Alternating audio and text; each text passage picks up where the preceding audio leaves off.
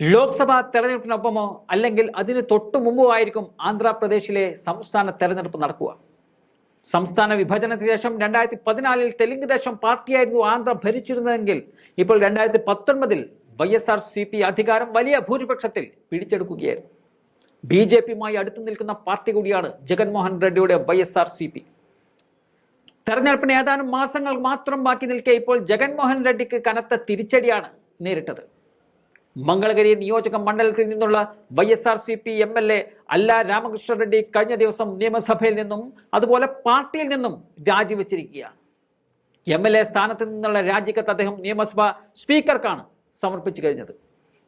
കഴിഞ്ഞ തെരഞ്ഞെടുപ്പിൽ TDP ദേശീയ ജനറൽ സെക്രട്ടറിയും അന്നത്തെ മന്ത്രിയുമായ നാരാ ലോകേഷിനെ പരാജയപ്പെടുത്തിയാണ് അല്ല രാമകൃഷ്ണ റെഡ്ഡി തരംഗം സൃഷ്ടിച്ചത്.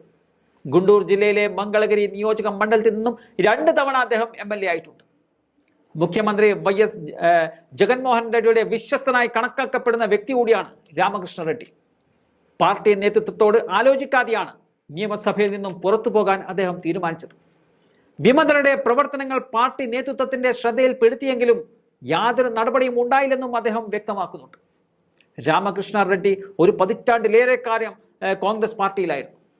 YS ജഗൻമോഹൻ റെഡ്ഡി പാർട്ടി രൂപീകരിച്ചതിന് തൊട്ടു പിന്നാലെ YSRCPയിലേക്ക് മാറുകയായിരുന്നു അദ്ദേഹം. 2014 2019 YSRCP സ്ഥാനാർത്ഥിയായി മംഗളഗിരി നിയോജക മണ്ഡലത്തിൽ നിന്നും തുടർച്ചയായി 2 തെരഞ്ഞെടുപ്പുകളിലും വിജയിച്ച വ്യക്തിയാണ് അദ്ദേഹം. TDP സർക്കാരിന്റെ ലാൻഡ് പൂളിംഗ് സ്കീമിനെതിരായ പോരാട്ടത്തിൽ ഒരു പ്രധാന പങ്ക് വഹിച്ച ആൾ കൂടിയാണ് രാമകൃഷ്ണ റെഡ്ഡി. ഭാവി തീരുമാനങ്ങൾ ഇതുവരെയായും തീരുമാനിച്ചിട്ടുള്ള അദ്ദേഹം മാതൃസംഘടനയായ കോൺഗ്രസിലേക്ക് തിരിച്ചു പോകുമോ എന്നുള്ള ചോദ്യങ്ങൾ ഇപ്പോൾ അവശേഷിക്കുന്നുണ്ട്. TDPയിലേക്ക് അദ്ദേഹം പോകാനുള്ള സാധ്യതകൾ വളരെ വിരളമാണ്. കാരണം TDP നേതാവായ ചന്ദ്രബാബു നായിഡുവിനെതിരെ നിരവധി കേസുകളിൽ പരാതിക്കാരൻ ഈ രാമകൃഷ്ണ റെഡ്ഡിയാണ്.